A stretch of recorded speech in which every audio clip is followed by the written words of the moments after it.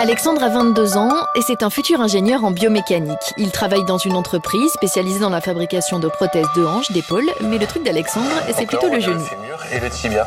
Et là, c'est vraiment l'os de la patiente. Voilà, on part d'image comme ça.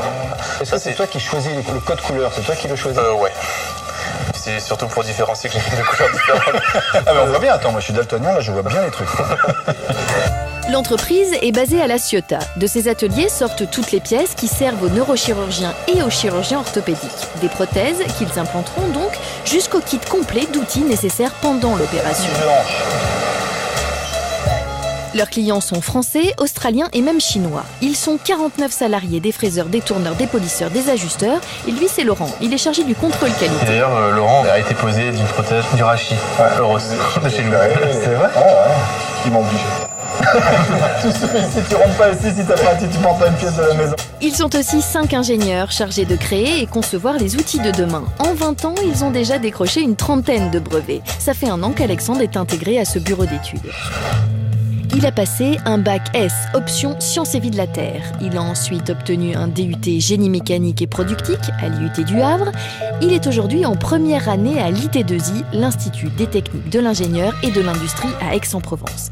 Alexandre partage donc son temps entre son école d'ingénieur et le développement d'un nouvel outil. Quand je pars au travail, je suis passionné, je suis à fond dedans, donc je suis le sourire aux lèvres et je suis très content de partir. Mais en même temps, c'est vrai que j'ai un petit peu, pas la pression, mais je sais que je vais devoir prendre des décisions et que je vais avoir certaines responsabilités. Et c'est un stress, mais un stress positif, je pense. Dès son arrivée dans l'entreprise, Alexandre a été lancé sur un projet d'envergure internationale. Un instrument révolutionnaire qui sert aux chirurgiens à définir l'endroit exact où couper l'os pour intégrer une prothèse. Ça s'appelle un guide de coupe et la nouveauté, c'est qu'il est sur mesure et ça, c'est une première en France. Donc là, il y en a un, par exemple, ça c'est pour le fémur. Ça c'est pour le fémur. Ouais. Après, il vient placer ça là. Après, il vient mettre 2 clous là et là, il vient placer pour pouvoir rentrer la prothèse après, je sais pas où. Après, ouais, après, il va venir placer ce qu'on appelle des guides de coupe. Les guides de coupe, ah ouais. Voilà, donc sur les clous là, il va venir rentrer. Donc après, il enlève ça. Ça j'ai compris. Donc, parce qu'en fait, toi, ton job, c'est que le trou soit pile au bon endroit. C'est ça. Pour que derrière, le guide de coupe soit exactement au bon endroit aussi. Et donc la coupe. Et la coupe au bon endroit. Et ça lui fait gagner un temps fou. Voilà. Et ce temps-là est précieux parce que du coup, les microbes ne rentrent pas. Voilà. Alexandre, là, on a le dernier cas du professeur Thierry. Alors c'est un cas particulier. Il y a intervention des 2 genoux. Dominique, le concepteur du guide de coupe, est aussi le tuteur d'Alexandre. Ils reçoivent aujourd'hui le dossier d'une nouvelle patiente. Elle s'appelle Emma, elle a 68 ans, elle souffre d'arthrose. Le travail de l'équipe, c'est donc de simuler l'opération en virtuel avant l'intervention au bloc. Aujourd'hui, cette imagerie médicale qui permet de faire des reconstructions préopératoires d'articulation est très performante avec des images qui sont fabuleuses, qui permettent justement d'imaginer la pose de la prothèse sur un genou, d'imaginer la pose d'une prothèse sur une hanche, donc de faire virtuellement l'intervention chirurgicale. Et c'est à partir des radios et des scanners de la patiente qu'Alexandre et Dominique réaliseront un guide de coupe adapté à sa morphologie. C'est là qu'on voit que le genou est usé en fait. On a un contact ici, là, des 2 parties corticales. Et là, il n'y a plus de cartilage, donc ça génère une douleur. C'est pour ça que la patiente se fait opérer en fait. Là, il faut qu'on ait fini la conception dès demain soir pour que ça puisse partir en fabrication. D'accord. Plus vite on va travailler, plus vite la patiente sera opérée et plus vite elle sera guérie. Donc c'est une deadline qui n'est pas forcément une contrainte, disons que on fait au mieux pour la patiente, quoi. C'est presque comme des urgentistes, quoi. Raconte-moi comment fonctionne ton cerveau. L'idée, elle vient quand? Des fois, je vais être en week-end quelque part et je vais voir un truc, ça va me faire penser à tiens, mais si je faisais un peu comme ça pour mon guide, ça pourrait être pas mal. Moi, j'associe souvent les genoux et les guides sur mesure à de la pâte à modeler et à des Lego. C'est-à-dire que pour former la matière, ça va être de la pâte à modeler, mais des Lego, ça va être la partie mécanique. Il va falloir respecter, il y a des contraintes très précises d'axes, de géométrie. Et voilà, si je sors de l'aspect os, cartilage, tout ça, si je prends de la pâte à modeler des Lego, comment est-ce que je peux faire un truc qui va être génial? Et après, j'essaie d'associer mon idée avec le projet. Quand il a fallu choisir un métier, Alexandre a réfléchi longtemps et c'est grâce à sa passion qu'il a trouvé sa voie.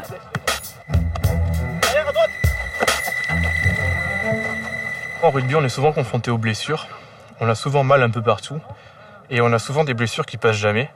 Et je me suis toujours demandé ce que c'était quand j'avais mal au genou, ce que c'était quand mon collègue il s'était déboîté l'épaule. Mais au final, médecine, c'était des études trop larges. Donc je suis parti vraiment sur mon autre passion, quoi, la science et la technique.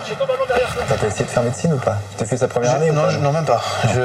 Au tout départ, en terminale, au début de terminale, je voulais aller en médecine. Et puis au final, j'ai changé d'avis parce que c'était trop long. Puis c'était pas trop théorique pour moi, pas assez de pratique. Il y avait fallait attendre, les 2 premières années, c'est vraiment que du théorique. Tu aurais pu faire kiné par exemple, si t'aimes la mécanique et tout ça. Tu vois? Ouais, mais par contre, il n'y avait pas assez de... Pour moi, j'aime bien vraiment aller en profondeur des choses, donc vraiment aller à l'intérieur de l'articulation, voir comment c'était fait, comprendre les pathologies, tout ça.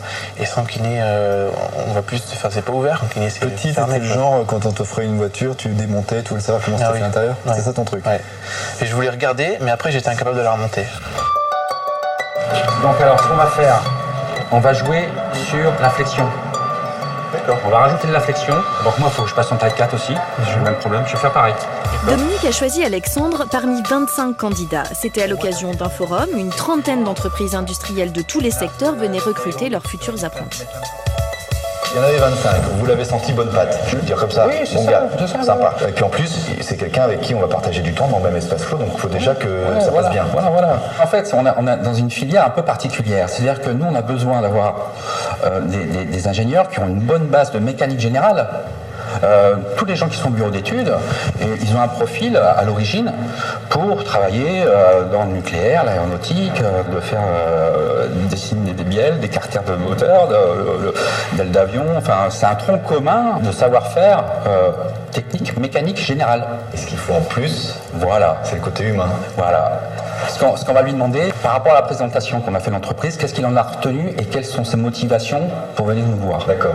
Donc quand Alexandre vous dit, par exemple, je fais du rugby, j'ai voulu faire de la médecine, et c'est une manière de concilier mes passions pour la biomécanique, la médecine. Voilà, tout ça c'est bon. Hein. Ça donne des points, ça.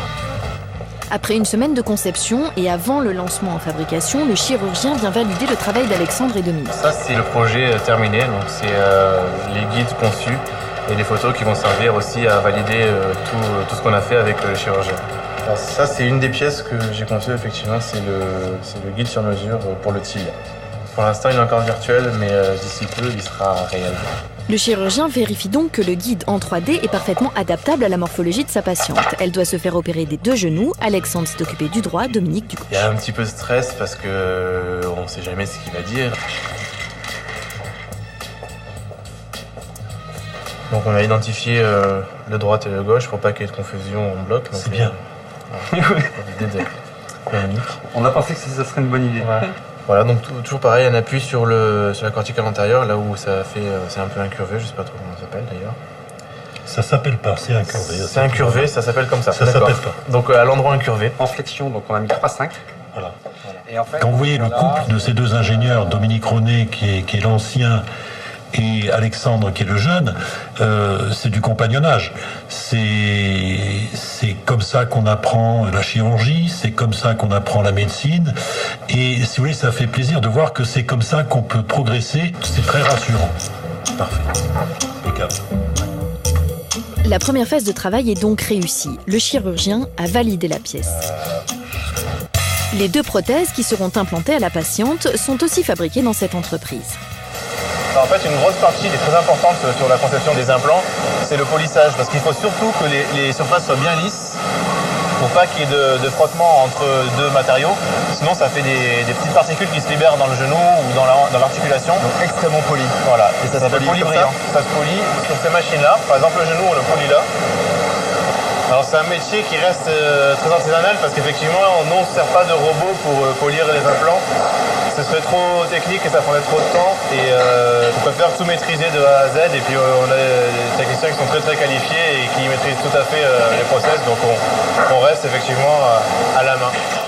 À 48 heures de l'opération, Alexandre doit maintenant nettoyer, dégraisser, décontaminer et stériliser les prothèses et le guide de coupe qu'il a conçu. C'est une espèce de gros lave-vaisselle dans lequel on vient dépoussiérer, enlever les graisses et tout ce qu'il y a sur les guides. C'est aujourd'hui le verdict. La patiente vient d'être anesthésiée. Alexandre et Dominique assistent à chaque opération. C'est l'heure.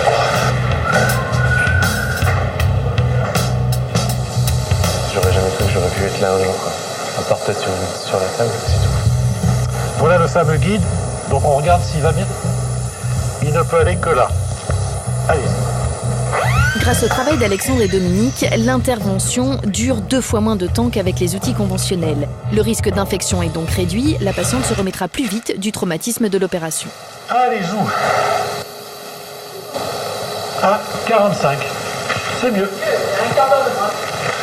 Bien, voilà. C'est parfait. Nickel, il n'y a aucun souci. Très bien les deux. Et quelques heures plus tard, Emma se réveille. Comment ça va? Pas trop douloureux? Non, ça va. Bon. Alors, je vais vous présenter Alexandre. C'est lui qui participe à la fabrication des guides qu'on utilise. Très bien. Félicitations. Merci. Après, je vous le dirai plus tard si ça fonctionne bien. C'est un travail d'équipe, surtout pour Thierry qui a fait tous les gestes. Je vous remercie. La rééducation sera aussi plus rapide. La patiente pourra se tenir debout dans 2 jours. Dans 10 ans, tu dois faire quoi? Ça, je suis pratiquement certain que je travaillerai dans l'ingénierie médicale. D'ici, pourquoi pas, je suis heureux, avec plaisir. C'est vrai que tous les matins quand je me lève, que je me dis bon maintenant il faut partir au boulot, super, avec plaisir quoi. C'est cool, je suis content et même ça m'arrive même le week-end de me replonger dans des documentations, dans des biblios, dans des trucs. Je suis vraiment à fond dedans. On m'a même conseillé de ralentir, de lever un peu le pied pour pouvoir tenir encore jusqu'à la fin de ma carrière. Je vais trouver une faille quand même, parce que ça paraît génial. T'es intelligent, t'es beau, tu fais du sport, c'est un métier qui va te porter. Il y en a des failles, il y en a. Ça va, qu'est-ce qui te manque? Qu'est-ce qui me manque? La gonzesse, tu l'as? Le blé, mais t'en as pas besoin. C'est ressemblé. Ouais, j'ai pas besoin. L'apprenti, c'est pas facile. Il reste à Alexandre 2 années d'apprentissage. Il continuera à parcourir le monde pour proposer son guide de couple. La prochaine opération, ce sera en Australie cette fois-ci.